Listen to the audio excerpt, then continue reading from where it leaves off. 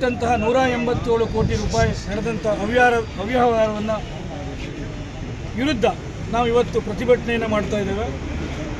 ಸನ್ಮಾನ್ಯ ರಾಜ್ಯಾಧ್ಯಕ್ಷರ ಕರೆ ಕೊಟ್ಟಂತೆ ಇಡೀ ಉತ್ತರ ಕನ್ನಡ ಜಿಲ್ಲೆಯಲ್ಲಿ ಅಷ್ಟೇ ಅಲ್ಲ, ಇಡೀ ರಾಜ್ಯದಲ್ಲಿ ಈ ಪ್ರತಿಭಟನೆಯನ್ನು ನಡೀತಾ ಇದೆ. 187 ಕೋಟಿ ನಿಗಮದ ಹಣವನ್ನು ಕಳೆದ ಲೋಕಸಭಾ ಚುನಾವಣೆ ಸಂದರ್ಭದಲ್ಲಿ ಇದನ್ನು ಅವರ ಪಕ್ಷದ ಹೈಕಮಾಂಡಿಗೆ ತೆಲಂಗಾಣದಲ್ಲಿ ಚುನಾವಣೆ ನಡೆಸಲಿಕ್ಕೆ ಇದನ್ನು ಕಳಿಸಿದ್ದಾರೆ ಹೇಳುವಂಥದ್ದನ್ನು ಜಗಜ್ಜಾಹೀರಾಗಿದೆ. ಅವರದೇ ಇಲಾಖೆಯಲ್ಲಿ ಒಬ್ಬ ದಕ್ಷ ಅಧಿಕಾರಿಯಾಗಿ ಇದನ್ನು ಹೇಳ್ಕೊಳ್ಳಿಕ್ಕಾಗದೇನೆ ಆತ್ಮಹತ್ಯೆ ಮಾಡಿಕೊಂಡಿರುವುದು ಜಗಜ್ಜಾಹೀರಾಗಿದೆ. ಒಬ್ಬ ಆರ್ಥಿಕ ಸಚಿವರಾಗಿ, ಮುಖ್ಯಮಂತ್ರಿಯಾಗಿ ಈ ನಿಗಮದ ಹಣ ಅವ್ಯವಹಾರ ನಡೆದು ಗೊತ್ತಿಲ್ಲ ಅಂತಾದರೆ ಇವರು ಆ ಸ್ಥಾನದಲ್ಲಿ ಇರಲಿಕ್ಕೆ ಅಯೋಗ್ಯರು ಅಂತ ನಾವು ಹೇಳಲಿಕ್ಕೆ ಬಯಸ್ತೇವೆ.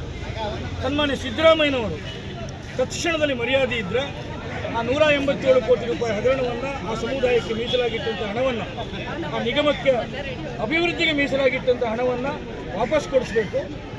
ಇದರಲ್ಲಿ ಶಾಮೀಲಾಗಿದ್ದಂಥ ಎಲ್ಲ ಸಚಿವರನ್ನು ಸಂಪುಟದಿಂದ ಕೈ ಬಿಡಬೇಕು. ತಾವೇ ಸಚಿವರಾಗಿರೋದ್ರಿಂದ, ಆರ್ಥಿಕ ಇಲಾಖೆಯ ಶಿಕ್ಷಣ ಸಚಿವರಾಗಿರೋದ್ರಿಂದ ತಾವು ಇದರಲ್ಲಿ ಶಾಮೀಲಾಗಿದ್ದೀರಿ, ನೀವು ರಾಜೀನಾಮೆ ಕೊಟ್ಟು ಹೋಗಬೇಕು ಅಂತದನ್ನು ಆಗ್ರಹಿಸ್ತೇವೆ.